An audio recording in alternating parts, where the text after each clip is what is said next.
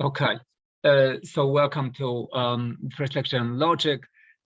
Just a quick reminder that we had that poll checking on what hour would people like discussions. It seems that there was one Monday, Wednesday, 3 had the biggest takers, and Tuesday, Thursday, and I forgot now, but it's posted. So I think 2 p.m. Okay, I forget when but there was a Tuesday, Thursday slot also that seemed popular, and that TA said that he will do yet another one. But he needs to clarify his schedule. So if you cannot make either one, maybe we'll do another poll, like to catch all those who want to attend and could not do those. Okay, let's go back to the. So let's start with the logic now. Okay, we are on chapter 1. So for some of you, this might be a review, right? Because some of you might have taken 6D, but some of you might not have taken it. So this is new stuff for you in that case. Logic, it deals with variables that have truth value. So either true or false, the only possible assignments. Unlike arithmetics, natural number arithmetics, where you have assignments to variables any natural number, and there's infinite choices. Here there is finite choices and actually only 2. We will also denote truth as 1 and false as 0. The book sticks with TF notation, but the notation that denotes truth as 1 and false as 0 is also quite common. So I will use that. They are interchangeable. So logic is all over the place. It's in particular useful in computer science, like digital circuits are just one-to-one with Boolean logic. Also any form of automated reasoning in artificial intelligence, but in any place where you have to make a precise statement and reason about something in a systematic way. So for example, algorithm analysis or cryptosystem analysis, where logic is going to be the language with which you formulate statements. So the basic atom of a logic is proposition. And the proposition is some statement which can be either true or false. So for example, 2 + 3 = 5 is a true proposition, and 3 + 4 = 6 is a false one, but they're both propositions. Like, for example, saying that it is raining today in Irvine, it's a proposition, it has a truth value. It happens to be false. It usually is. But the statement, it will rain tomorrow, it's not a proposition. It doesn't have a truth value. Or statements like, how are you doing? Or have a nice day, right? Or any question. So there is tons of statements that have no truth values. Of course, in a true spoken language, things are much more complicated, right? So language is much more complicated than that, and the border between things that have truth value and things that are ambiguous is more complex than that. Think of a sarcastic statement, right? Where I'm saying something, but in fact I mean the exact opposite. So what is the truth value of these statements that you're expressing? And mapping between, the idea that you can map everything we say onto logic statements is, there's different ways in which people try to attempt that, and it doesn't seem to work that well. And these issues of trying to approximate and express and capture the complexities of, our thinking, which could involve self-reference, sarcasm, humor, all sorts of nuances, right? They have computer science implications, right? Like if you try to create a system to understand people's speech and reason from it, then unfortunately you have to engage with this incredibly complex system of the way people actually speak and the way people actually reason, right? But we're not going to do this. We will make a sharp, easy boundary for us and just, make a cut through reality by saying, on the left are all the sort of simple-minded exact statements to which assignments of truth values is easy, and we throw out everything else, right now. So in logic, typically by convention, variables are denoted by letters like P, Q, R, and S. Of course, you can denote variables with anything you want. These are just customary, and learning these conventions is good because it will make you easier to understand. When you use these type of variables, okay, and not, for example, I and J, okay, which typically are used for indices, etc., etc. The values will be T and F, but equivalently they can be represented as 1 and 0, and this is what I'm going to do in lecture. So, okay, now the atoms are propositions which have 0, 1, truth, false values, but we can combine them. The first operand, so a function, an operation that takes two atomic expressions and creates a new one, is a conjunction. It's denoted with a symbol, this little symbol here. Let me move to a pointer, yes, which is read AND. So this statement is read P and Q. And it's the conjunction of P and Q is true even only if both P and Q are true. We can express what a logical operation does in the forms of a truth table, which tells me for all possible assignments to truth values to propositions P and Q, what is the resulting assignment of the proposition P and Q? Okay, so the truth table is going to, in this case, will have 4 rows. Why? Because since this proposition concerns 2 atomic expressions, P and Q, so its value is determined by 4 possible assignments to P and Q as a pair, right? 2 possibilities for P, 2 possibilities for Q, and here is one way to systematically write truth tables. Start with the first atomic proposition and have sort of low cyclicity. So let's first examine all possibilities of P being 0, and then all possibilities for P being 1. And why are there many such possibilities? Well, because for each assignment of P, there's 2 possible assignments to Q. And so it is in this case. Okay, and the conjunction table is expressed by the following column. The conjunction is false in all these 3 cases whenever either P or Q was false. You can test that in this case, both of them are false. In this case, P was. In this case, Q was. Well, in this case, both P and Q were true.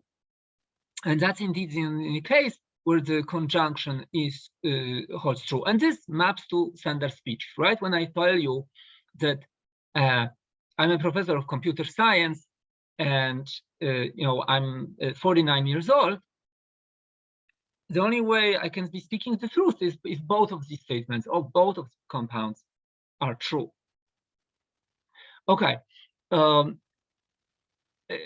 Sort of counterpoint to this is a disjunction, or an or action. Okay, it's denoted with this little bird V, and that sign is read as or. So this statement is read P or Q, and it is true whenever either P or Q are true. Okay, so the truth table for a disjunction looks like this. The only place where a disjunction is false is if both P and Q are false. But in every other case, conjunction is true. So if I say I'm either a computer science professor or I'm 48 years old, the statement happens to be true because I'm a computer science professor, right? And the only way it would be false if both of them were false.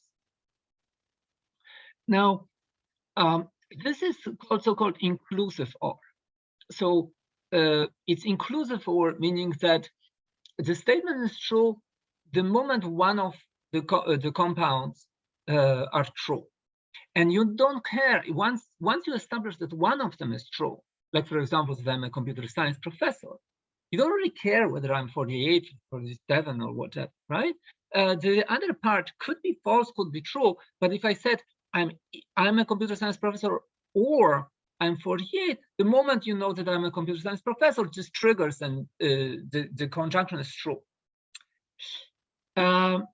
Contrasted with an exclusive OR, okay? A statement like, I will either drive to work or I'll bike to work. Well, in the real world, you know that I cannot make both true, right? Unless somehow bizarrely I bike first and run back and then also drive. So in these statements, you intuitively know that a person meant an exclusive OR, meaning they didn't suggest it as a possibility that both of these actions take place. Okay. Now, so in English, we have to figure out with background knowledge of the world, and intentions, and our understanding what's possible and what's not possible, to figure out whether somebody means an exclusive or an inclusive one. But in logic, we don't do that. An OR denoted with this little birdie is an inclusive OR. Okay, so it always stands for the inclusive OR. And by contrast, there is a logical operation that expresses exclusive OR, and it's called XOR. And it's denoted by this, sign that is common in CS. Okay, and so exclusive OR is true if it's either P is true or Q is true, the same as inclusive OR, except not when both of them are true. Okay, so this is the logical table for exclusive OR, and it differs from inclusive OR on this last row. Meaning, in the case of P and Q being both true, exclusive OR is actually false, whereas inclusive OR would be true. Okay. Next, complement operation. Unlike disjunction, conjunction, and exclusive OR, it's a unitary operation. So it takes only a single argument. And what it does, it complements, meaning it flips its value.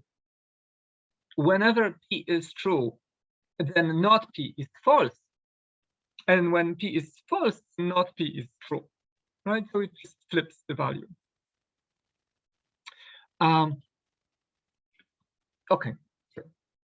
How can we use these operations to build more compound expressions? So here is the first case, which is sort of an easy case. Let's build a compound expression using the same operation, but just apply it to more operands. So look at the big conjunction, where I'm conjuncting n statements, n propositions, and I say P1 is true, and P2, and P3, and P4. So this expression, strictly speaking, is undefined because we have defined a conjunction as taking 2 arguments and not taking n arguments. So the way this kind of expression can be parsed is, for example, this. Maybe you interpret this as a conjunction of P1 with whatever this huge thing is. And what is this huge thing? Well, perhaps it's the conjunction of P2 with whatever this is. And recursing this way of thinking, I can interpret this conjunction as this series of conjunctions, and now we're home because these conjunctions are well defined. I already know what those are, right? Because I define conjunction as a function on 2 arguments, and in all of these, it is a function that operates on 2 arguments. It's arguments on the left and whatever argument on the right is, right? And so it is in each case. Now, I claim that if I interpret this formula exactly the opposite way, so I start from the back, and I interpret it as a Pn conjunction with whatever this thing is, I actually get the same exact function, mapping values of Pi's into a value of C. In fact, any pairwise conjunctions in any order, so I can first conjunct P1 and P2, P3 and P4, do pairwise, and then whatever the result of this conjunction are, I do conjunction of the first and the second result, and then the third and the fourth, and so forth. So I build a binary tree. Okay, it doesn't matter. It doesn't matter what order I compute them. Why? Because you can see, no matter what order you apply, the result is 1 in only one case, where all of these PIs were 1. So look at this. Let's interpret this in this way. So see, the final conjunction, when is it 1? First of all, so to say that A conjunction with B, A and B is 1, the only way this can hold is if both A and B were 1. So therefore, P1 has to be 1. And this big thing has to be 1, at which point you recurse. How can this thing be 1? Well, it's a result of a conjunction. So therefore, P2 has to be 1, and this big thing has to be 1. And so you recurse. How can this big thing be 1? Well, it's a conjunction.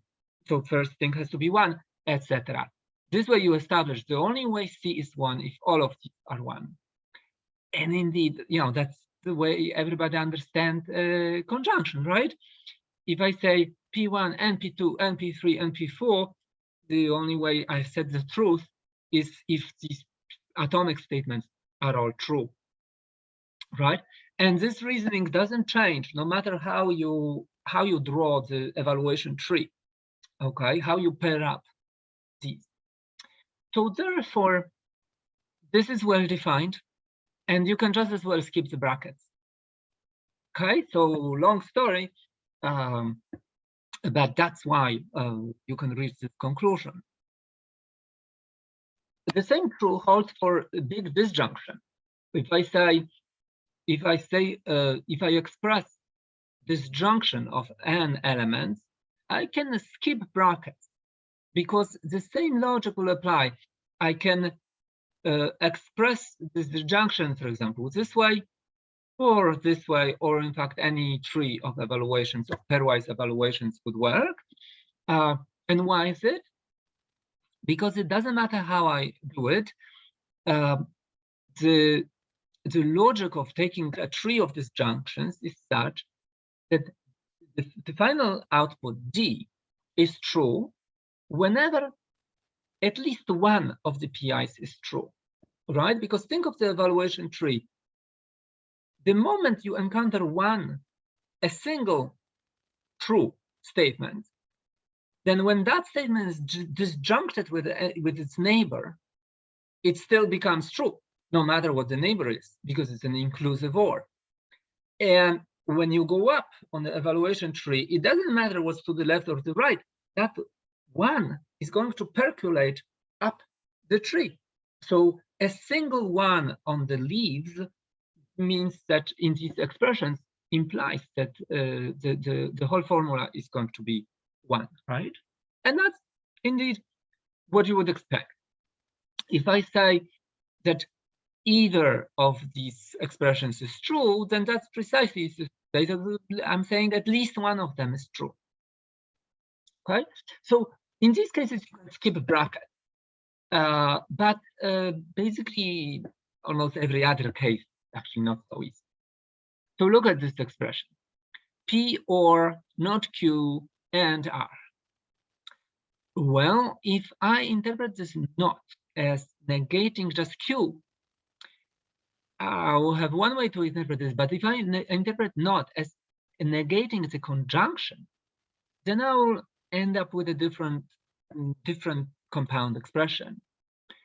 Likewise, if I say that I first do a disjunction between P and not Q, and then whatever the result is, I conjunct with R, that's going to be a different thing than if I first do a conjunction between not Q and R, and I take the result and disjunct it with P. You can evaluate these things and you will see that there is cases where they are going to differ. And therefore, we have an implicit order of precedence. Negation is always first. So complement always acts first. So complement is going to act on Q before either of these operation acts. The next one in line is conjunction, and the next one is disjunction. So this expression really should be evaluated this way.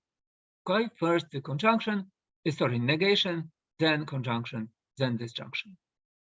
Now still, even though this is the order of precedence, don't assume that everybody remembers it.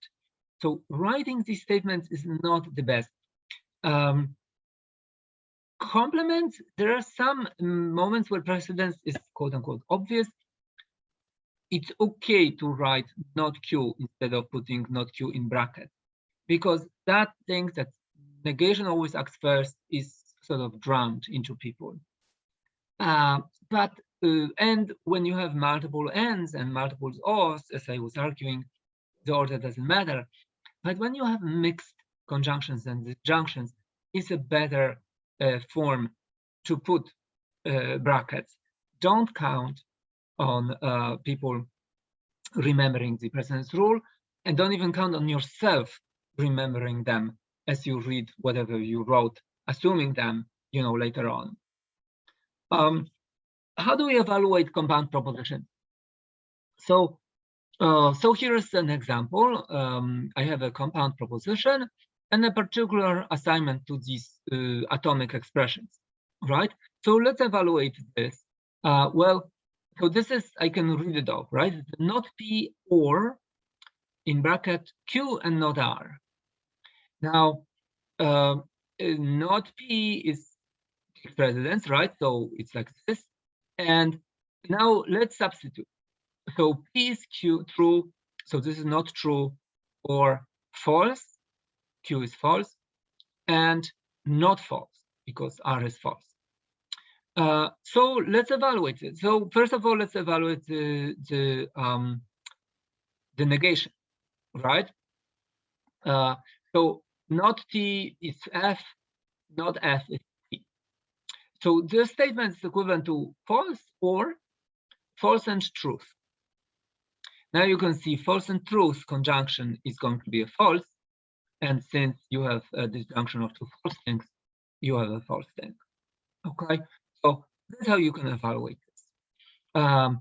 Another example, not disjunction of all of these things. Now let's do substitution.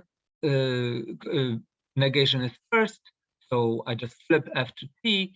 So this is T or F or T. Oh, this is just a T. And since I have a not in front, this became false.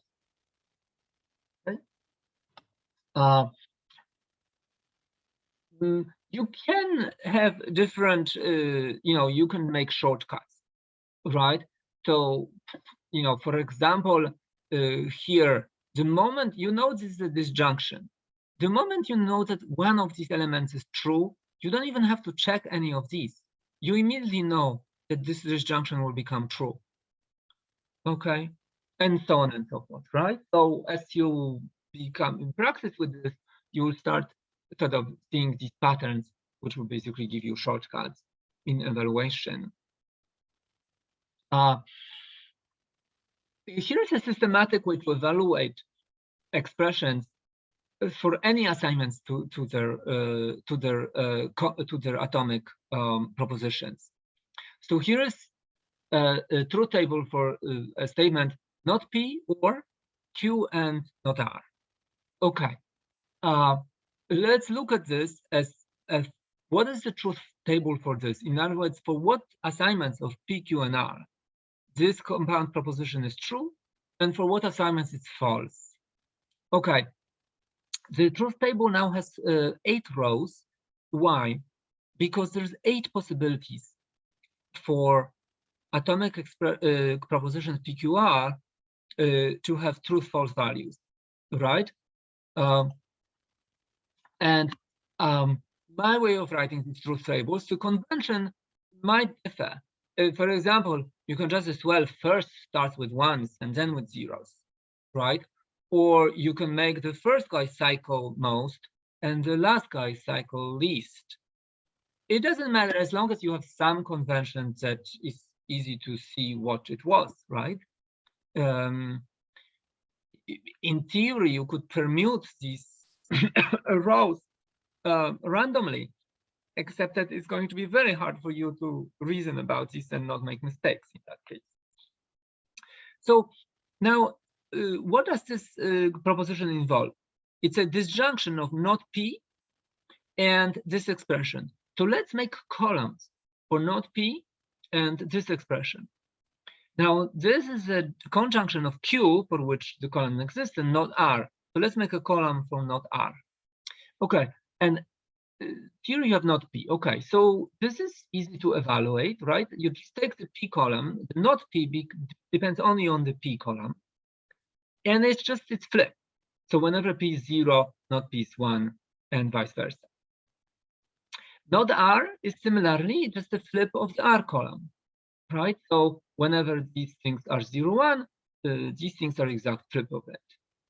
Okay, now let's do the conjunction Q and not R. So I look at Q and look at not R and perform conjunction, right?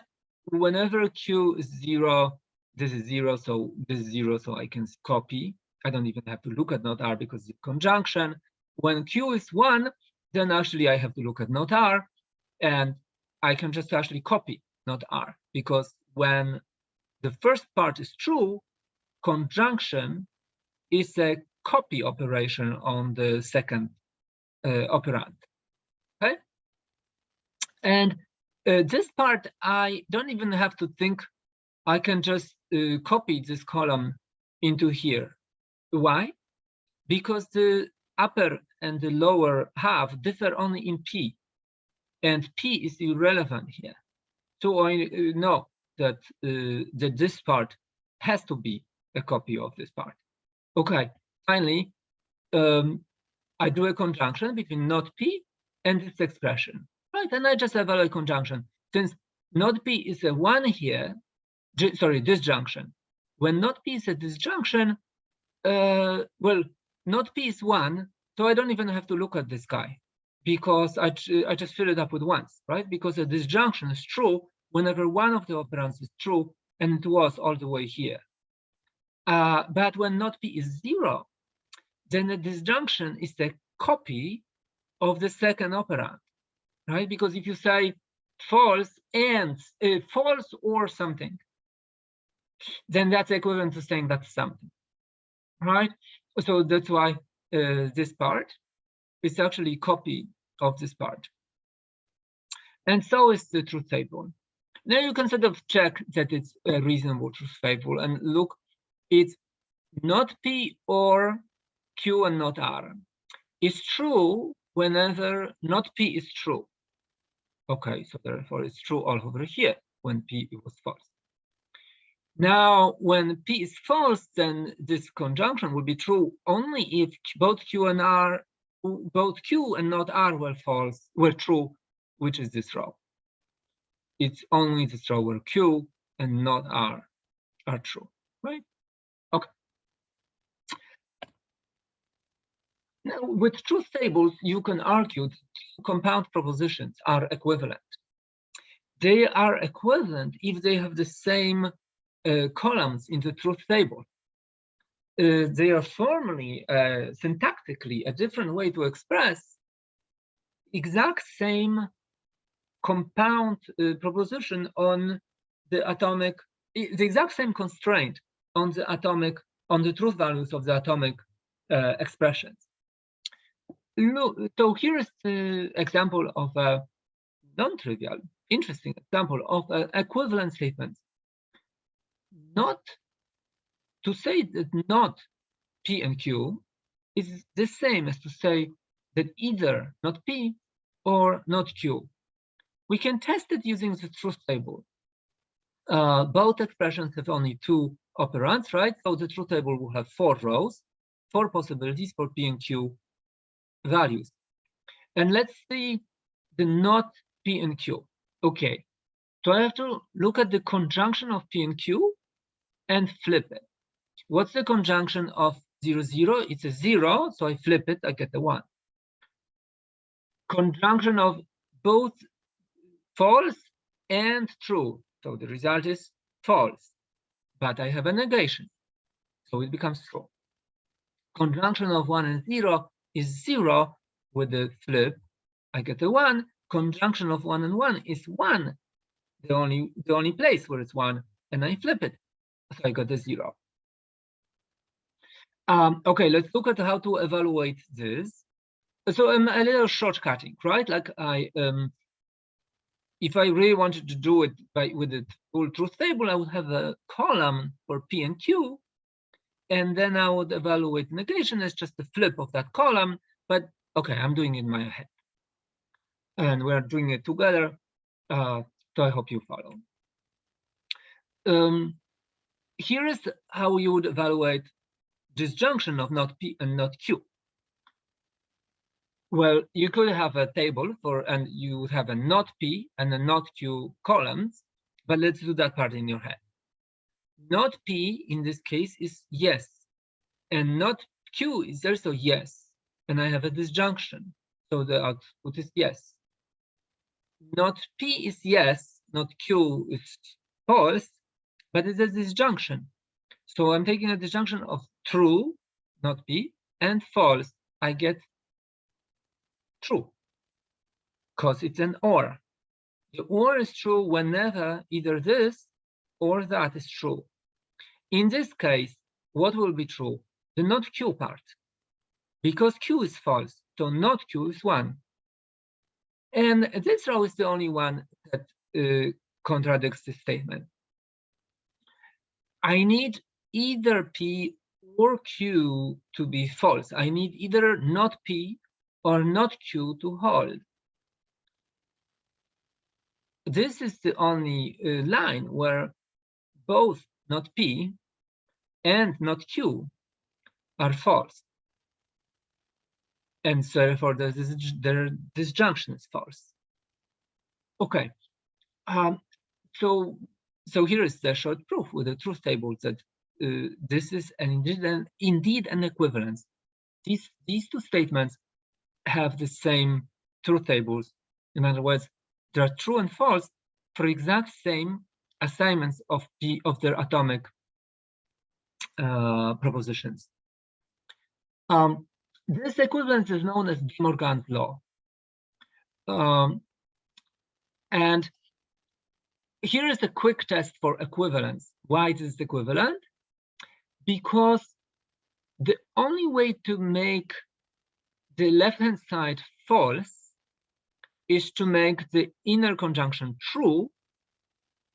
And because it's a conjunction, so the only way this will be true is if both P and Q are true.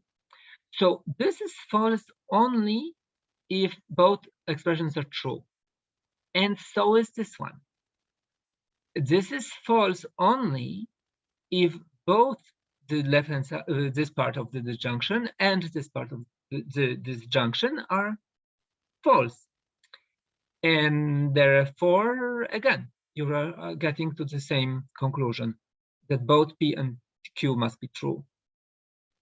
Okay, so this is another way. What I'm done is basically re-evaluate the truth table, but just using, these type of statements rather than pictorially. Okay. Here, look, these type of things come up quite often. So let's say that you have a constraint, an admission constraint, that the applicant must be 18 and has a valid driving license. Now let's say that somebody says, okay, this constraint was failed. Okay, it's not true that the applicant has a driving license and is 18 years old. Okay, so it's not true that the applicant is 18 and she has a valid driving license. Now that's the same to say, why did the constraint fail? Because either the first condition failed or the second one. When you have a person and you know that they failed this conjunctive constraint, the constraint was she must be 18 and she must have a driving license. What do you conclude from that? Well, she failed either that she has 18 or she failed that she has a driving license, right? Expressing that failure either this way or that way, it's indeed equivalent. Okay, a flip of De Morgan's law is that also negating a disjunction is the same as conjuncting negations.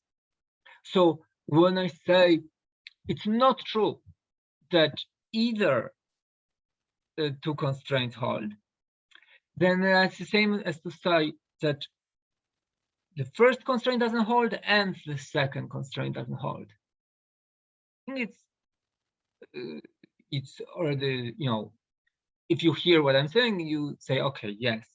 Now, how can you convince yourself of this quickly? Well, look at the right-hand side.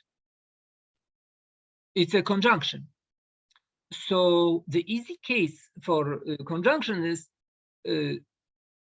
it's only true in one case.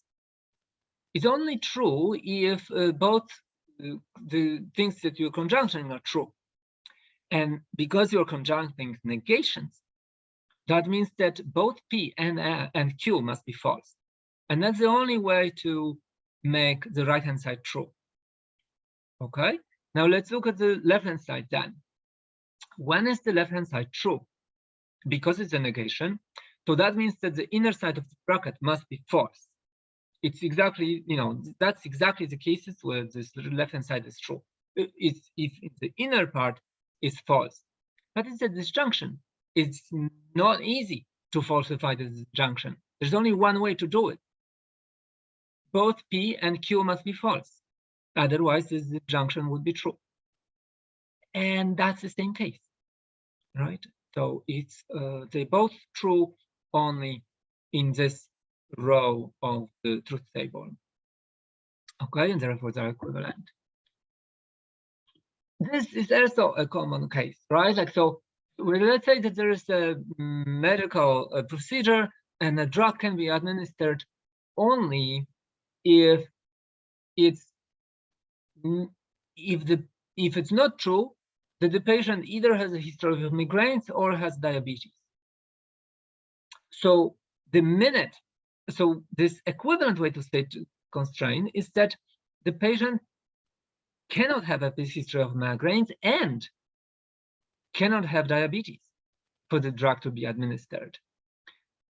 And this is a reasoning that a doctor better make really quick, right, to see that equivalence.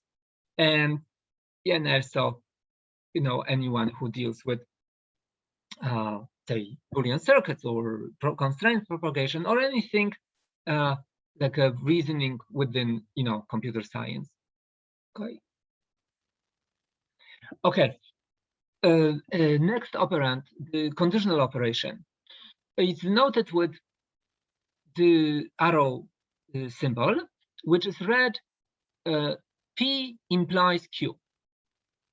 Also, it can be read if P, then Q. Or it can be said whenever P, then Q follows. Or Q follows P. There is actually many ways to render this in English. For example, it is a little, when somebody says Q if P. So I go to the movies if I will go to the movies if you give me a ride. Okay, so in fact, the implications follow the hypothesis in that statement, right? Okay, what's the truth value of an implication? So in logic, it's said in a way that might not agree with your intuitions regarding the common speech pattern, but then again, as we argued earlier, we already seen this with inclusive, exclusive, or common speech patterns are not exactly mapped one-to-one to logic to begin with, and there is a mountain of other sort of difficulties that we alluded at the very beginning. So the fact that it doesn't exactly match every nuance, it should not surprise you. And the truth table is this: if hypothesis doesn't hold, okay, so in this statement, if you give me a ride, I'll go to the movies. If you don't give me a ride, the statement implication we declare to be true, okay, in the sense that it wasn't falsified. Okay, so maybe this is how you can interpret why logic does it. There is no falsification, because the hypothesis was wrong. So this implication was never, in some sense, triggered to test whether the Q statement is true or not. And that corresponds to this part of the truth table for implication. If the hypothesis is true, implication holds regardless of whether the consequent holds or not.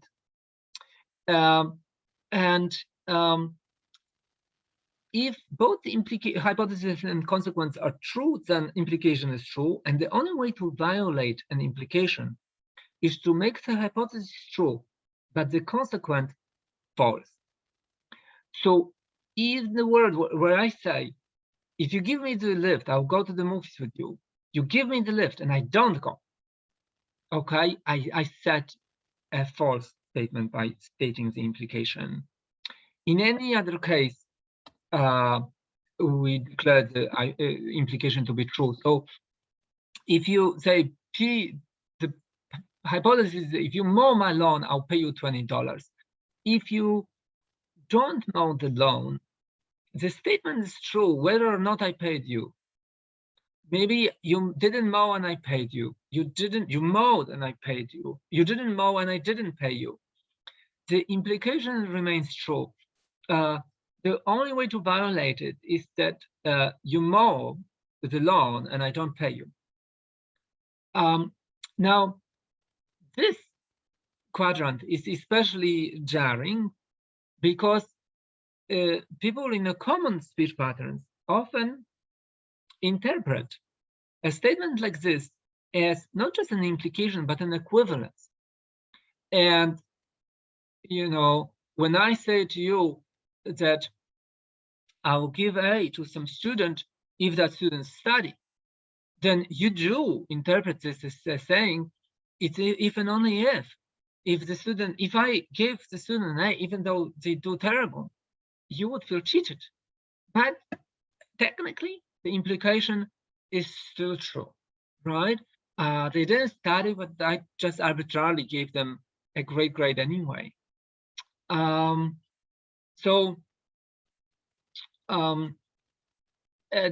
is a fallacy. To interpret implications as if and only if is a type of fallacy in reasoning that has a name, and I forgot what it is. but it's a common way. In fact, it's a rhetorical device that can trick people by, technically stating the implication only, but implying or seeding into people's mind that there must be an equivalence going back both ways, right? In fact, that very thing is like probably one of the deep reasons why we interpolate one example onto big one, or what I want to say is that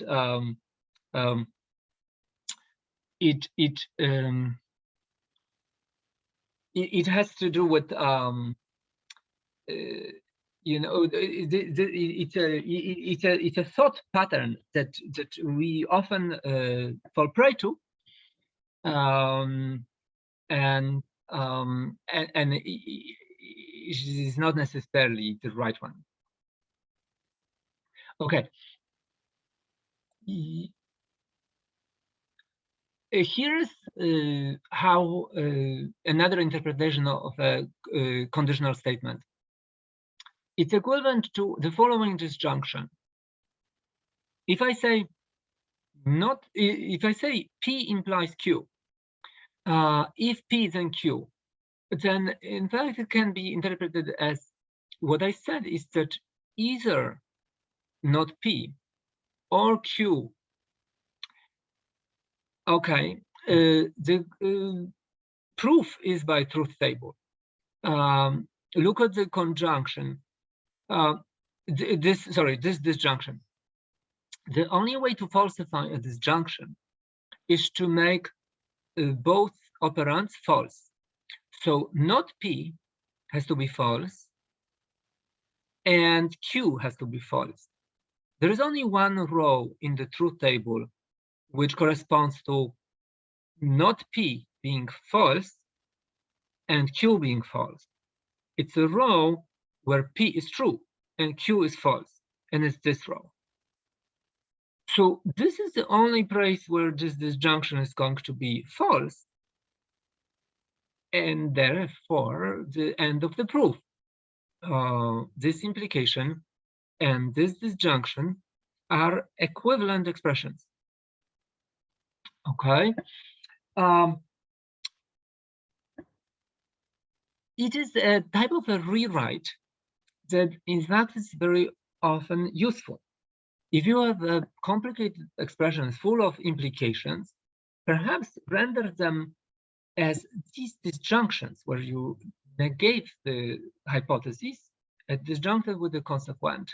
And then it will be easier to combine them with other statements, because, for example, you can use the big disjunct rule, and now you can see that it's all a big disjunction. Okay.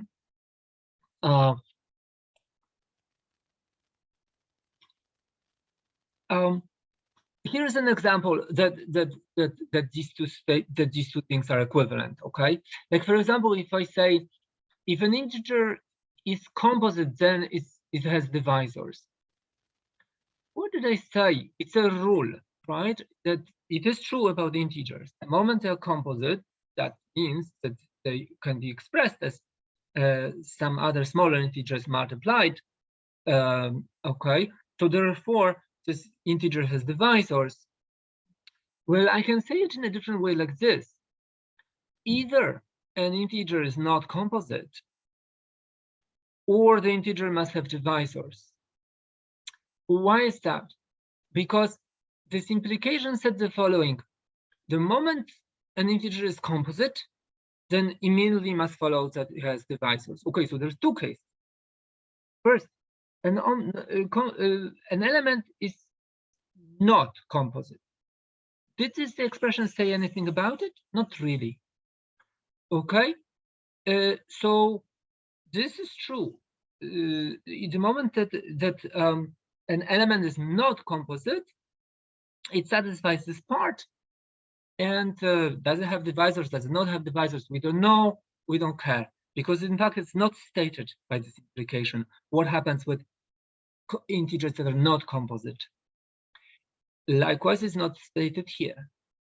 What is the second part? The second case, that it is composite, but in that case, it must have divisors. Well, it sets this here, because if an integer fails this part, then it must satisfy this part, right?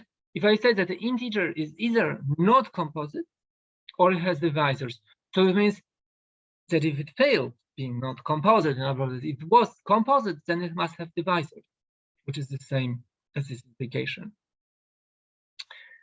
Okay. Here is another logical equivalence. So here, this is an example of an equivalence. That, as I said, one usefulness of it is in rewrites. Here is another. It's called contrapositive. So to say that P implies Q is the same as to say that not Q implies not P. So look at this example. If I say, if Susie studies, then she passes the class. It's actually the same as to say that if she doesn't study, if she doesn't pass the class, then she must have not studied. Okay. The first one is saying that if P condition holds, then Q is its necessary consequence. So now if you observe that Q does not hold, in other words, it is true that not Q is true, right? So it is true that Q fails. Then how could this be true? The only way it could have been is if P was true, if P was false, right? So that's why the counterpositive at least follows from the implication. And because of the symmetry between these, you can see not only that this follows from that, but you can argue the other direction as well. Just sort of flip not P and not Q with Q. Here is proof by a truth table. Okay, what is the implication, truth table of the implication? It's this. Okay, whenever P is false, implication is true, and also if both P and Q are true, implication is true, and the only false place is this one. If P is true, but Q didn't materialize, even though it was promised that Q is a consequence of P. Okay, this implication has exact same truth table. Why? How can I make implication fail? I have to make the hypothesis true and consequent false. That's the only place that the implication fails. Okay, so I have to make not Q true. Well, there's only one way to do it. Q must be false. And I have to make not P false. The only way to do it is to make P true. So the only way to negate for this to be false is Q is false. Therefore not Q is true, and P is true. Therefore not P is false. That's this line, right? Not P was false, not Q was true in this line, and that's the only line, right? And again, you can make it with a bigger truth table that actually contains the column for not Q and a column for not P. So we're shortcutting here, but that would be the argument. You can also see this equivalent. I don't know what's going on here. Some some other animations. Okay. You can derive the same thing using actually known equivalence. So watch this. P implies Q, we already argued, is equivalent to a disjunction, not P or Q. So in other words, to say that if Susie studies, then she passes the class, is it's the same to say that either she doesn't study or she must pass the class. And listen, to say this is actually this implication, right? Either she doesn't study, in which case say that if she studied, then she passes, meaningless. It doesn't apply to her. She doesn't study. Or if she's not in this case, meaning she studied, then she passes the class. Yes. And now look at the counterpositive. I do the same trick with it. Counterpositive, not Q implies not P, can be equivalently rendered as a disjunction of the consequent, which I just copy, which happens to be not P in the case, and a negation of the hypothesis, which was not Q. So I have not negation of the hypothesis, not Q. Of course, negation of a negation, it's flip and then flip again. So it comes back to just Q, right? So negation and negation cancel. So this is equivalent to Q or not P, and order. So now it's easy to see that these two are equivalent statements because the order of in the disjunction doesn't matter, right? So I can rewrite this disjunction as this one, yes, and these two are the same. When you are argued to prove that something is equivalent, you can rewrite, you can write a truth table. It doesn't matter. Either way you do it, it's fine. Sometimes rewriting is harder. You have to see some pattern. But if you do see, then it's easier than writing laborious big tables. Here is another operation. It's called a bi-conditional operator. So it's read with the double arrows. So it's read P even only if Q. And it can be defined as a conjunction of the implication going P implies Q and implication going from the other in the other direction. Also Q implies P. By the way, P implies Q and Q implies P are not equivalent statements, right? This one is falsified only in the case that P is true and Q is false, while this one is falsified only in the case Q is true and P is false, right? So they are not equivalent. This is exactly the fallacy I was referring to confuse direction of implication. And the by implication states that both implications are true. This is the truth table of by implication. Therefore, it is false whenever either of these implication was false. This is the line where the implication Q implies P is false. And this is the line where implication P implies Q is false. Right? So P, even only if Q is actually to say, it's the same as to say that P and Q are equivalent. That P and Q have the same truth values. It is true only in the case that either both P and Q are false, and in the case where both P and Q are true. Okay, so the by implication can be replaced by equivalence, except that it's this sort of the semantics that, you know, when you're part of the big compound expression, then you don't want to, equivalence is not an operation. The statement that two things are equal, whereas bi-conditional is an operation. It takes two elements and says and it creates a compound proposition that says that these two things better be equal, or my value is going to be false. There is more logical equivalences than the ones I have shown. So conditional as a disjunction, we have seen. De Morgan's laws, we have seen. The counterpositive, we have seen.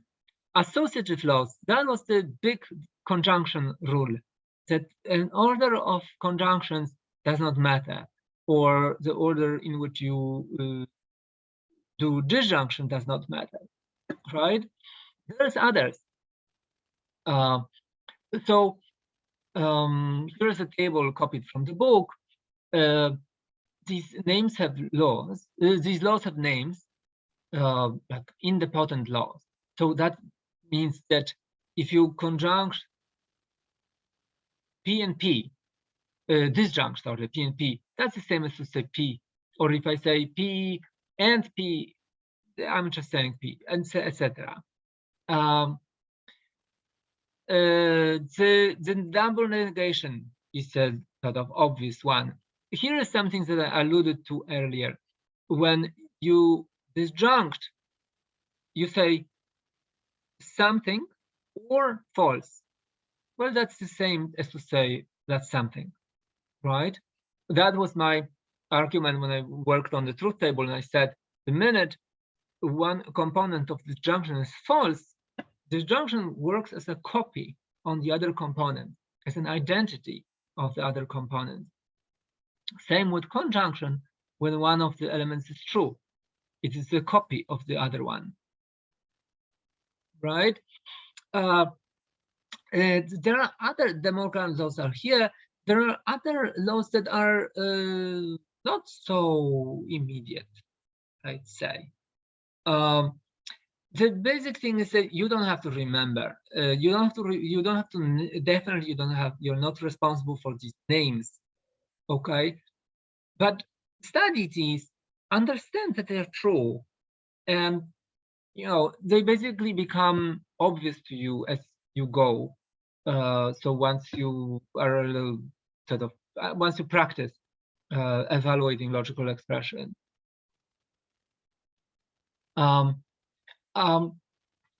So the reason perhaps that some of these laws are sort of easy for us is also because they have corresponding things in arithmetics.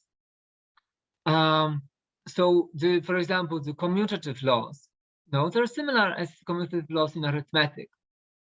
But here is one that is not does not carry correctly, and it's this one. And in terms of mapping between the arithmetics and the Boolean logic is not that immediate. So if you think of true and false as 0, 1, so the arithmetics is modulo 2, okay? Like you only look at 0, 1. Then an AND is a product, okay? You can see that the only way P times Q can be 1 is if both P and Q are 1.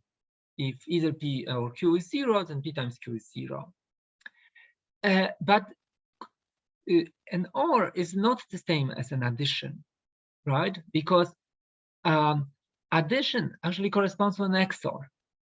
Why? If either P or Q is 1, but the other one is a 0, then adding them mod 2 is going to give you a 1, just like a XOR. But if P and Q have the same value, either both 0 or both 1, addition mod 2 gives you a 0, again the same as a XOR. So this, you can look at later. The point is, you can render disjunction using modular arithmetics, but it will be like this, oddly, okay? And this corresponds to the following formula, Boolean formula. I can replace a disjunction by a conjunction and then XOR both propositions. This also shows that, so this is also shows that an XOR and a disjunction is complete, meaning I can express the disjunction with it. I can also express a negation with it. I just have to XOR with a constant 1, and that expresses the negation. And using this formula, which one? This one, I can render implication as disjunction and negation, right? So, in fact, I can do all formulas with just one, with two gates for now, XOR and an AND. But actually, I could also use NOT and an AND. Actually, I could also use just NOT and OR. This condition can be flipped, because it means that you can also express P times P and Q as P or Q XOR P XOR Q. You can move them to the left-hand side, right? So this, if you want, you can have only, okay, and the minimal gate is a one that with which you can express both AND and NOT, or both OR and NOT, and that's a NAND gate or a NOR gate. Okay. So this okay, this ends a review of logic, and I still have a little time, so I'll jump into this.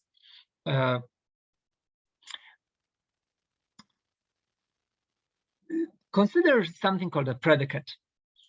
It's not a proposition of its own, but it's a sort of like a function. It takes as elements proposition, some elements from some domain, and it converts them into propositions. So let P of X stand for the following proposition: X is a prime. Now, the truth value of this proposition depends on X. If X is 3, the statement is true. If X is 4, the statement is false. So it's a functional that converts integers into propositions. So why do I bother? Well, I can basically, if this is my proposition, if this is definition of P of X proposition, I can express fast stuff like 5 is a prime. I just say P of 5, because P of 5 stands for 5 a prime. P of 6 stands for 6 is a prime. P of 5 is true. P of 6 is false. So it's a function that whose outputs are propositions. The variable in a predicate must have some must range over a domain, right? It makes no sense to say P of 2/3, right? The 2/3 is not even in the domain of statements of integers on which we can say it's prime or not prime. It's not an integer. In this case, if I write a predicate in this way, there is an implicit domain which you would understand to be an integers, okay? But we better dot all the i's, at least at first, and always state what the domain is, and not make it implicit. So let's say the domain is a set of students in the class, from A to Z, from Ahmed to Zach. And a predicate T of X is that student X got an A in the class. So I can say, that T of Carlos and T of Zach, meaning both of them got an A, or that T of Zach implies T of Beatrice. If Zach got an A, then so must have Beatrice, right?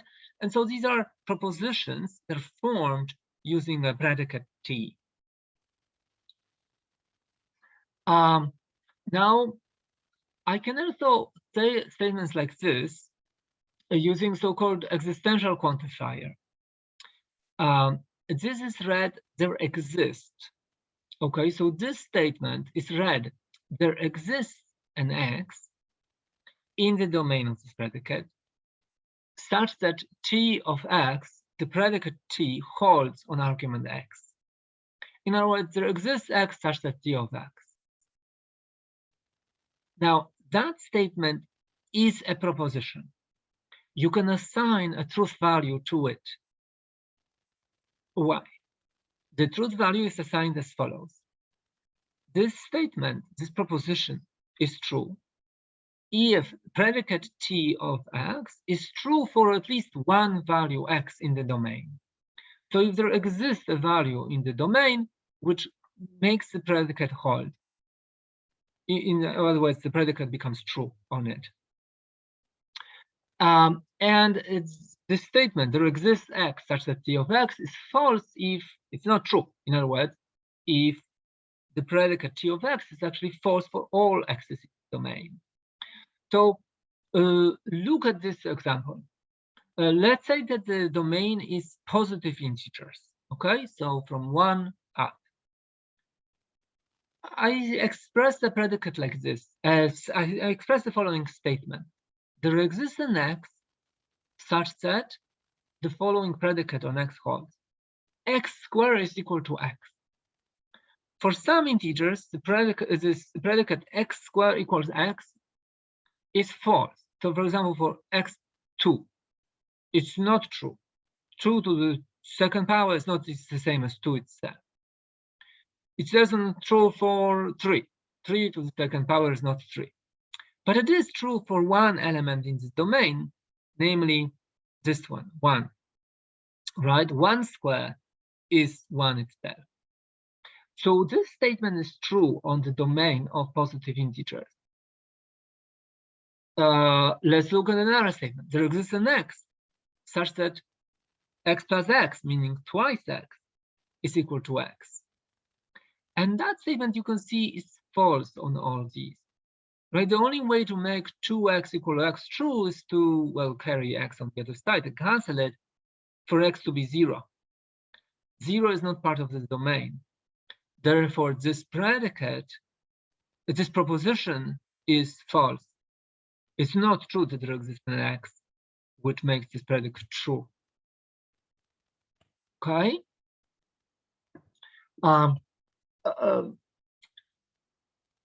Universal quantifier. It's denoted with this B with the bar. It's read for all X, predicate T of X holds. The truth value of this proposition is defined as follows. This statement is true if X holds for all elements in the domain. If T of X holds for all X's in the domain, and false conversely, if at least one X in the domain makes T of X false. That one X which makes T of X false is called, often referred to as counterexample. Okay, if somebody says a hypothesis, okay, let's test a hypothesis for all X, some law, hypothesized law, holds for these X's. If I come up with an X which contradicts this, well, it's natural. It would be called a counterexample. Let's look. If I say, let's say that the domain is still positive integers. Is it true that for all X in the domain of positive integers, X squared is X? No, it's only true for one X, X1, but it's not that many counterexamples. In fact, every other element of the domain forms a counterexample to this statement. Is it true that for every X, the square of X is at least as big as X itself? That's true for all positive X, right? So divide by X, and you get that X is greater or equal to 1, which is the definition of this domain. What about this? For all X, X squared is strictly larger than X. that's not true, right? The counterexample is when an equality, which we already have seen, right? And for x equal 1. If I change my x domain, the meaning evaluation of these statements can change corresponding, right? If I look at the domain where I'm only looking at integers greater or equal to 2, then this statement is actually true, right? The single counterexample is kicked out from my domain, and therefore over this restricted, this new domain, the statement would be true. If I increase the domain to be not just positive integers, no, this statement will always be true, right? Yeah, okay. If my domain is finite, okay, so if it's a set of, say, students in the class, the predicate that there exists an x such that t of x, okay, for example, the predicate is x got an A in the class. So this can be read as there is a student who got an A. Some student got an A. Some students got an A. One is enough. At least one got an A. For finite domain, this existential quantifier is equivalent to this, what we call the big disjunction. I can equivalently state that predicate T holds either on the first element or on the second or on the third, etc. It's the same statement. If this disjunction is true, whenever one of these, at least one of these is true, which is exactly what is the meaning of this statement. Likewise, the universal quantifier on a finite domain corresponds to one big conjunction. To say for all x in the finite domain, t of x holds is to say same as to say that t holds on the first element and on the second and on the third, etc. Right? Because indeed, the meaning of this is that what you're saying is that t holds for all elements in the domain, which is equivalently expressed for finite domains in this way. Okay. Okay, so maybe I should end now, right? I have more examples, and we'll continue the next meeting. In the meantime, read the book, do the exercises. I will stop recording, but if you have questions, you are welcome to ask.